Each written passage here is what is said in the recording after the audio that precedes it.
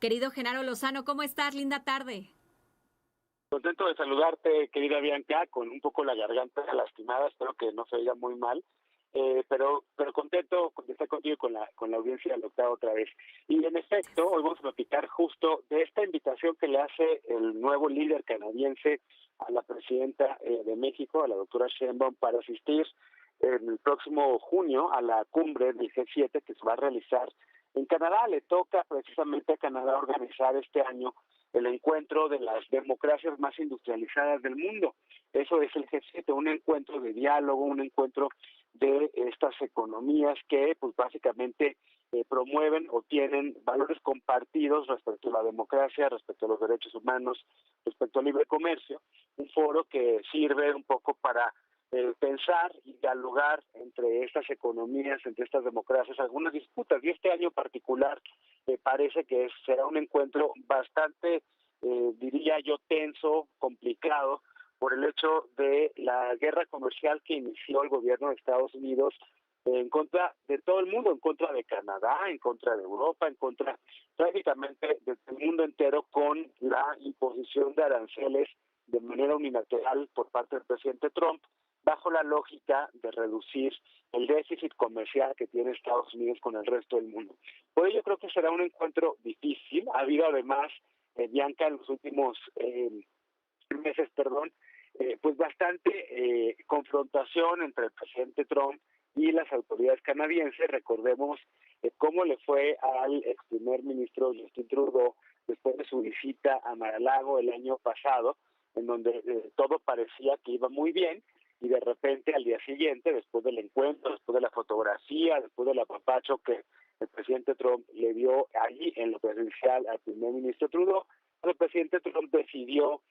compartir que fue la agenda privada entre ellos dos, y entre ellos el punto que tiene el presidente Trump en mente de comprar Groenlandia y de que Canadá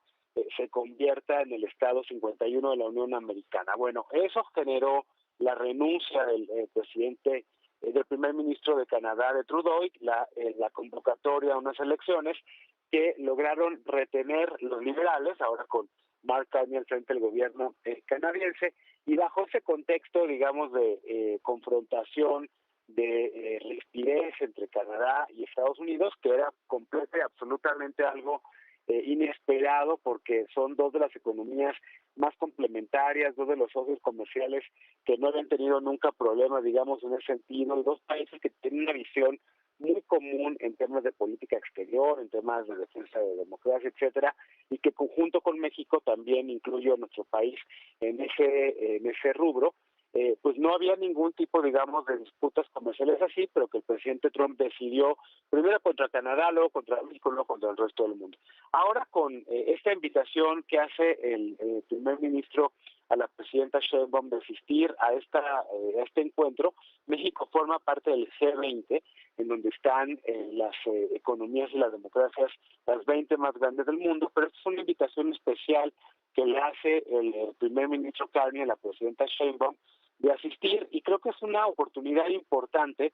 tal vez quizás para que haya un primer encuentro presencial entre la presidenta de México y el presidente de Estados Unidos. No se han encontrado ellos presencialmente, han tenido múltiples llamadas telefónicas, y la misma presidenta ha mencionado en múltiples ocasiones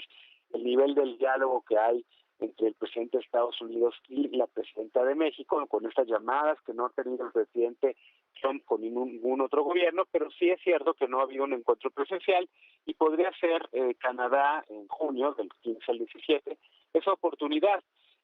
Ya se invitó también,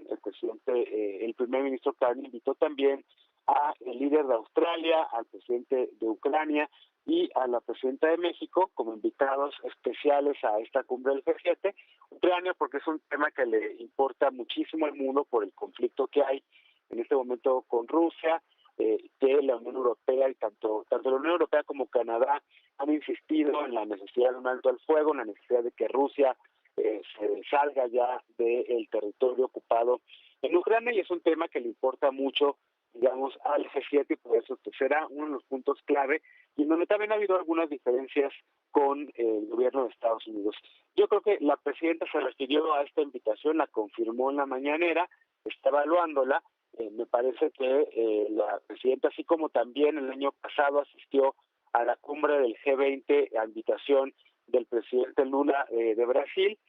yo creo que también nos dirá que la asistencia de México al G7 pues también será importante. Vamos a ver cuál es la respuesta de la presidenta. Yo creo que la dará muy pronto, estamos prácticamente ya a inicios de junio, entonces esta invitación tendrá que ser contestada de una manera pronta. Y luego el otro tema que quería comentar, que está relacionadísimo con esta disputa global y con esta tensión global en la cual se va a encontrar el G7, son los aranceles del presidente Trump, que hoy una corte, la Corte Federal de Comercio, una corte estadounidense, una corte que tiene que regular, digamos, el tema comercial, pues decidió declarar como como que excedían los poderes del presidente de Estados Unidos estos aranceles, después de que se interpretara precisamente esta ley de poderes económicos de emergencia internacional que Trump utilizó para justificar sus aranceles. Pues esta Corte de Comercio Internacional anuló estos aranceles después de que, lo habíamos platicado el año pasado, después de que 12 estados de la Unión Americana gobernados por demócratas le preguntaban a esta corte si estaba el presidente de Estados Unidos excediendo sus poderes y si podía o no emitir estos aranceles de manera unilateral. Esta corte le dio la razón a los estados, diciendo que el presidente se extralimitó en sus funciones y por lo tanto suspendió de manera inmediata estos aranceles. Sin embargo, el gobierno de Trump apeló a esta decisión y una Corte Federal de Apelaciones decidió mantener estos aranceles por lo pronto hasta que no se resuelva el fondo de esta disputa, que en el fondo lo que se está tratando de decidir es si el presidente de Estados Unidos tiene ese poder, ya que es una atribución del Congreso. El Congreso es el que regula el comercio, los tratados internacionales, pero el presidente Trump utilizó una ley de 1977 precisamente para justificar sus aranceles al resto del mundo en esa ceremonia que hizo en la Casa Blanca y que le llamó el Día de la Liberación. Es un día de litigio, es un día para el gobierno de Estados Unidos, es un día de un revés para el presidente Trump, que se ve bastante molesto en las imágenes cuando le preguntan sobre incluso este acrónimo que hicieron de TACO en los medios de Estados Unidos para decir que el presidente Trump, prácticamente la traducción sería que el presidente Trump se achica ante los aranceles, porque ha tenido que irse prácticamente todo el tiempo que reducirlos, que darse cuenta que no es la mejor manera para negociar con el resto del mundo y que acaba afectando a los consumidores de Estados Unidos. Y bueno, el presidente Trump, hoy que le preguntaron sobre este acrónimo, estaba muy molesto desde la Casa Blanca y su equipo legal pues es el que está, digamos, todavía defendiendo a estos aranceles. Entonces, este va a ser un tema que va a seguir, querida Bianca, el de los aranceles.